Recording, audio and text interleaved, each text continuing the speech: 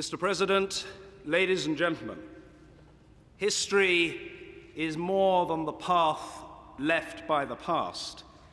It influences the present and can shape the future. We meet today in Westminster Hall, a building begun 900 years ago when the Vikings were visiting the shores of what would become the United States, even if it was Columbus who would subsequently demonstrate the politician's art of arriving late but claiming all the credit. This hall has witnessed grim trials and the sentencing to death of a king, coronation banquets, ceremonial addresses, and the coffins of those receiving the last respects of our people. Few places reach so far into the heart of our nation. Yet, until today, no American president has stood on these steps to address our country's parliament. It is my honor, Mr. President, to welcome you as our friend and as a statesman. Statesmanship is the cement which seals our shared idealism as nations. It makes meaningful the unity of ambition, passion for freedom, and abhorrence of injustice that is the core of our close alliance. It has fallen to you to tackle economic turbulence at home, to protect the health of those without wealth, and to seek that precious balance between security, which is too often threatened, and human rights, which are too often denied. History is not the burden of any one man or woman alone, but some are called to meet a special share of its challenges. It is a duty that you discharge with a dignity, determination, and distinction that are widely admired.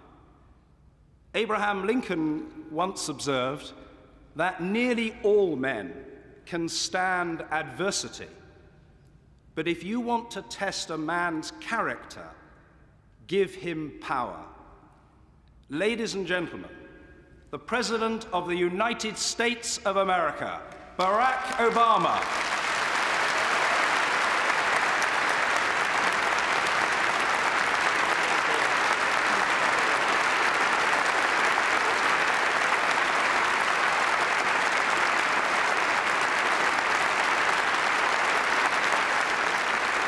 Thank you.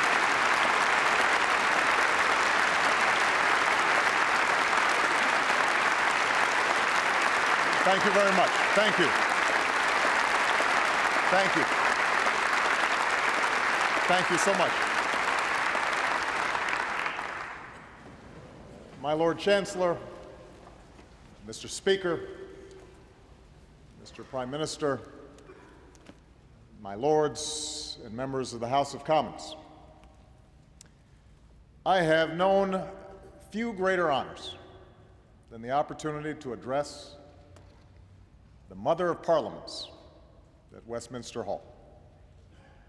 I am told that the last three speakers here have been the Pope, Her Majesty the Queen, and Nelson Mandela, which is either a very high bar or the beginning of a very funny joke.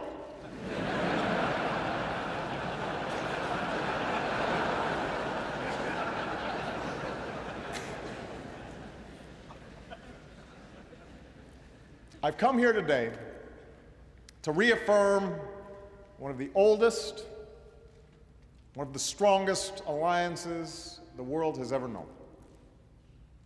It's long been said that the United States and the United Kingdom share a special relationship. And since we also share an especially active press corps, that relationship is often analyzed and overanalyzed for the slightest hint of stress or strain. Of course, all relationships have their ups and downs. Admittedly, ours got off on the wrong foot with a small scrape about tea and taxes. There may also have been some hurt feelings when the White House was set on fire during the War of 1812. But fortunately, it's been smooth sailing ever since. And the reason for this close friendship doesn't just have to do with our shared history, our shared heritage, our ties of language and culture, or even the strong partnership between our governments.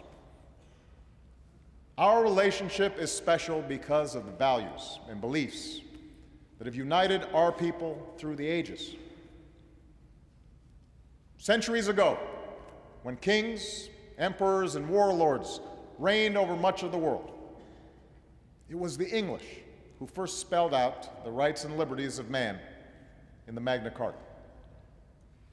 It was here, in this very hall, where the rule of law first developed, courts were established, disputes were settled, and citizens came to petition their leaders. Over time, the people of this nation waged a long and sometimes bloody struggle to expand and secure their freedom from the crown.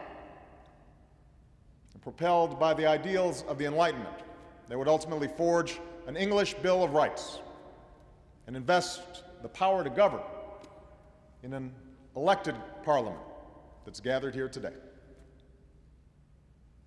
What began on this island would inspire millions throughout the continent of Europe and across the world. But perhaps no one drew greater inspiration from these notions of freedom than your rabble-rousing colonists on the other side of the Atlantic. As Winston Churchill said, the Magna Carta, the Bill of Rights, habeas corpus, trial by jury, and English common law find their most famous expression in the American Declaration of Independence. For both of our nations, living up to the ideals enshrined in these founding documents has sometimes been difficult, has always been a work in progress. The path has never been perfect.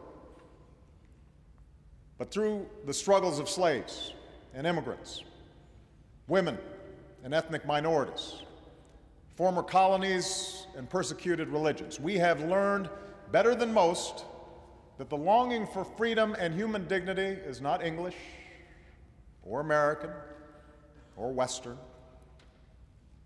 It is universal, and it beats in every heart. Perhaps that's why there are few nations that stand firmer, speak louder, and fight harder to defend democratic values around the world than the United States and the United Kingdom. We are the allies who landed at Omaha and Gold, who sacrificed side by side to free a continent from the march of tyranny and help prosperity flourish from the ruins of war. And with the founding of NATO, a British idea, we joined a transatlantic alliance that has ensured our security for over half a century. Together with our allies, we forged a lasting peace from a Cold War. When the Iron Curtain lifted, we expanded our alliance to include the nations of Central and Eastern Europe and built new bridges to Russia and the former states of the Soviet Union. And when there was strife in the Balkans, we worked together to keep the peace. Today, after a difficult decade that began with war and ended in recession, our nations have arrived at a pivotal moment once more. A global economy that once stood on the brink of depression is now stable and recovering. After years of conflict,